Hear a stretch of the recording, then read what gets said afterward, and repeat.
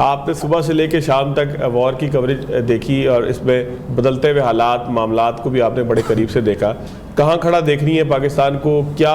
Way forward अब है? कितनी शान और शौकत के साथ पाकिस्तान अब खित्ते के अंदर जो है वो अपना वक्त गुजार सकेगा? जी जी बिल्कुल। एक साइबर अटैक राजा साहब पे किया, एक मुझ पे भी किया आपने। मैंने उनकी इंडियन मीडिया की शान में इतना कसीदा कहा, पता नहीं वो आपने सुना कि नहीं सुना। लेकिन चले बात को वहीं से शुरू करती हूँ जहाँ से छूट गई थी, क्योंकि मलिक साहब का नाम ले रहे थे। वैसे तो राब्ता डिस्कनेक्ट हो रहा था, खत्म हो रहा था, आई डोंट नो उसके पीछे क्या फैक्टर है, लेकिन मैं ये कह रही थी कि मलिक साहब ने जो सीक्वेंस ऑफ इवेंट्स है कि किस तरीके से भारत की दौड़ें निकली, उन्होंने किस किस मुल्क को जाके अप्रोच किया, किस किस की मिन्नत की, किस किस को कहा कि जाके पाकिस्तान को मना दें। पाकिस्तान ने कहाँ कहाँ किस किस स्टेज पर बहुत अदब के साथ, प्यार एहतराम के साथ माजरत की और ये कहा कि जो हम जवाब का हक है उसको हम रिजर्व रखते हैं और हम जवाब देंगे, भरपूर जवाब देंगे, चाहे कुछ भी हो जाए। तो मेरा ख्याल है कि इस बात को अगर हम सम अप करें तो आज जो है वो जो सीज फायर हुआ, एक तो उसको सीज फायर पता नहीं कह देते हैं उनकी खुशी के लिए, लेकिन पाकिस्तान को फतह हासिल हुई है और ये डिप्लोमेसी की वजह से नहीं हुई है, ये जो है कंटेनमेंट की वजह से हुई है, इफेक्टिव एफिशिएंट कंटेनमेंट की वजह से हुई है। भारत को हमने जिस तरीके से उनके घर में घुस के मारा है, मेरा ख्याल है कि उनके वहमो गुमान में भी नहीं था। और यहाँ पर आई थिंक कि मोदी साहब जो है वो फिलहाल तो कुछ दिन मुझे लगता है अपना चेहरा खुद भी आईने में नहीं देख पाएंगे, लेकिन जब देख पाएंगे और उसके बाद उनको समझ में आएगी कि उन्होंने सोचना है कि उनके साथ क्या हुआ, तो उनको अपनी जो मिलिट्री उनके स्ट्रैटेजिस्ट हैं, उनकी जो फौज के सरबराहान है, उनको बुला के पूछना चाहिए कि उनको इस कदर मिसगाइड क्यों किया मोदी साहब को और जो सिविलियन गवर्नमेंट है भारत की, उन लोगों ने, जब उनकी इतनी वो ही नहीं था, उनमें इतना दम ही नहीं था, तो क्यों कहा कि पाकिस्तान के साथ जो है वो इतना बड़ा फ्रंट आप खोल लें। आप क्या समझ रहे थे? भारत असल में इस जोन में था कि भारत इस खित्ते का चौधरी है। भारत ने क्योंकि कुछ बहुत सारे एडवांस किस्म की टेक्नोलॉजी और जहाज और मिलिट्री इक्विपमेंट हासिल कर लिया है, तो भारत जो है वो अनबीटेबल हो गया है। राफेल का आपको पता है पुराना रिकॉर्ड भी ऐसा था, इन्होंने तो मेरा ख्याल है अब उसको बंद करवा दिया, वो बंद हो जाएगी, लेकिन ये कि उनका पास्ट रिकॉर्ड भी ये था, तो वो अपने आप को बहुत कुछ समझ रहे थे। आपको याद है दुहाइयां मोदी साहब की 2019 की कि अगर हमारे पास राफेल होता तो हम पता नहीं क्या कर देते। तो आज तो आपके 35-36 राफेल थे, सारे एयरबोर्न थे, तो आज आपने वो क्यों नहीं कर लिया जो आप 2019 में कह रहे थे कि आप अचीव कर लेंगे? तो मेरा ख्याल है वो मिसगाइडेड थे।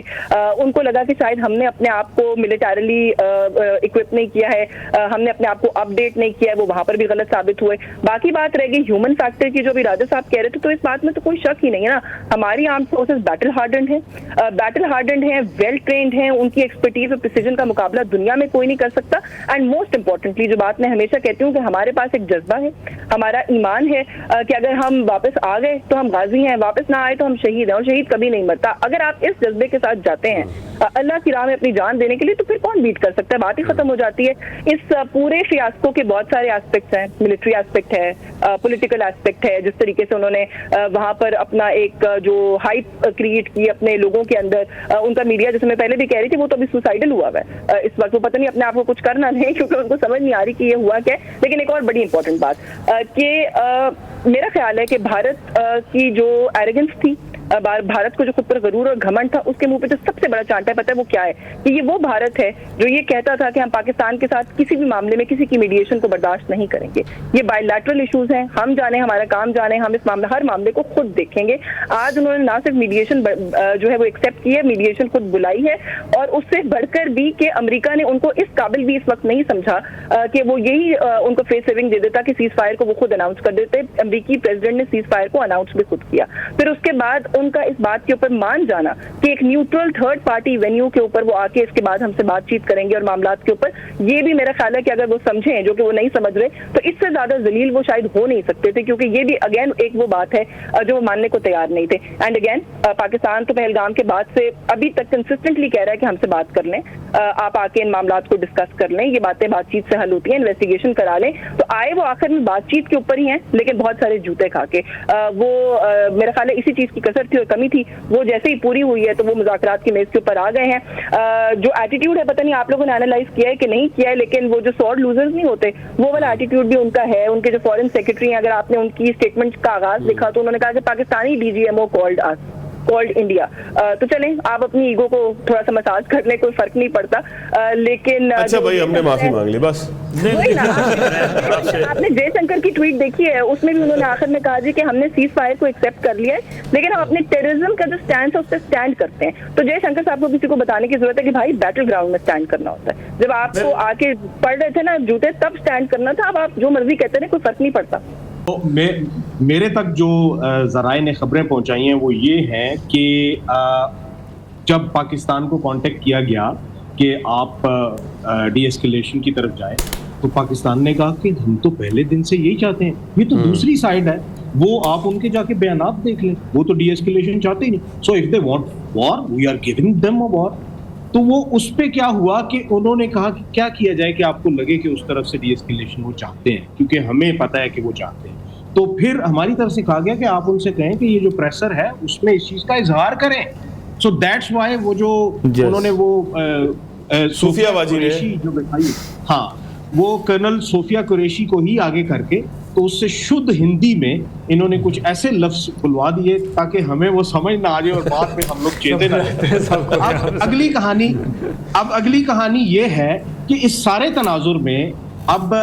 ये क्या तय पाया है कि ठीक है सीज फायर है, लेकिन पाकिस्तान ने साथ में ये कहा है कि भाई साहब हम सीज फायर करते हैं, लेकिन देखें देयर आर टू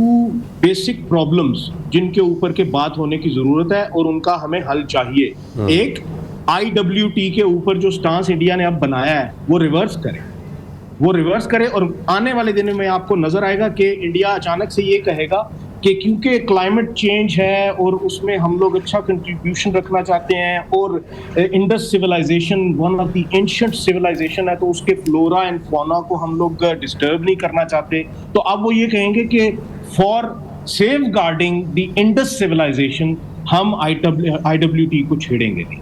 पहली बात। दूसरी बात,